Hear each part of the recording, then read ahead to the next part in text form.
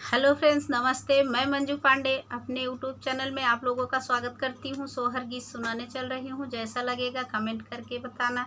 Channel को subscribe करना, लाइक करना, शेयर करना और आगे बढ़ाना। होई गए देवकी के लालना त कंस के भायनवा त कंस के भायनवा न होई गए देवकी के लालना त कंस के भायनवा त कंस के भायनवा हो।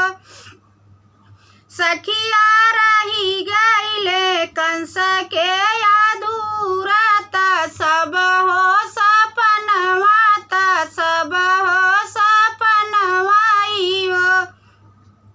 सुती गईले सब पहरेदारवा त सुती गईले कंस मामा, सुती गईले कंस मामा हो।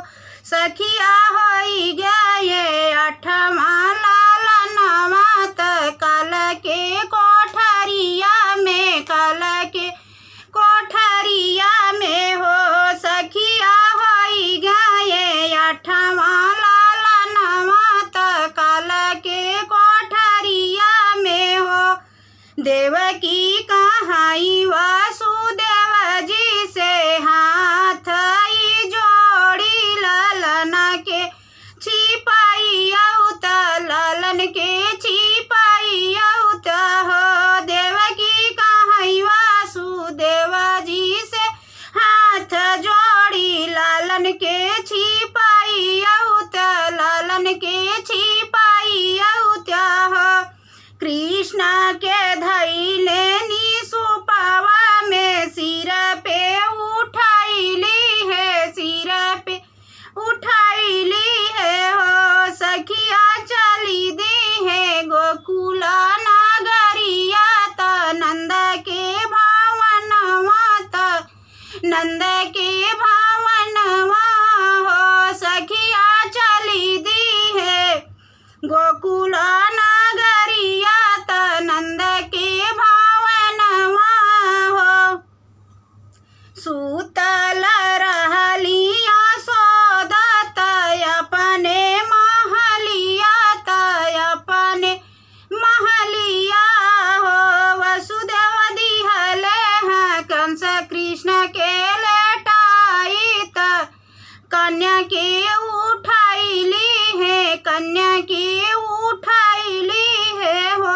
वसुदेव दिहले हैं कृष्ण के लेटाई त कन्या के उठाईली है, कन्या के उठाईली है हो।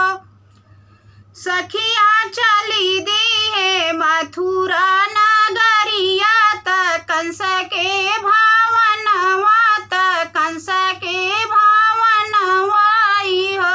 सखिया चली दी है मथुरा नगरिया त कंस के भावनवा हो।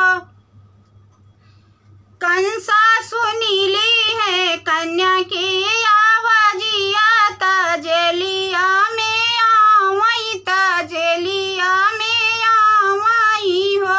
कंसा सुनीली है कन्या के आवाजिया त जेलिया में आवई हो।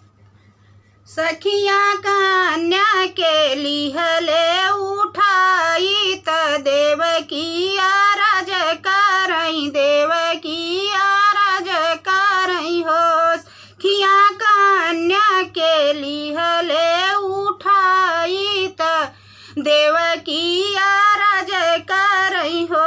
भैया अठमा ललनवा के डरिया तो हर छूटी गईले, तो हर छूटी गईले नी हो।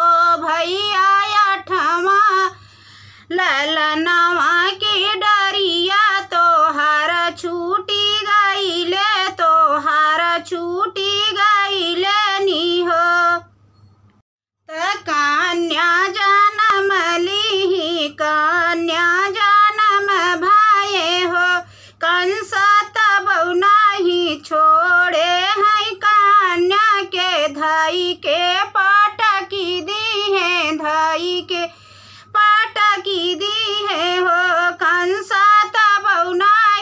छोड़े हाँ कन्या के धाई के पाटकी दी है, धाई के पाटकी दी है हो। कन्या जाई छूटली नी हाथवा बसली पहाड़वा पे, बसली पहाड़वा पे हो।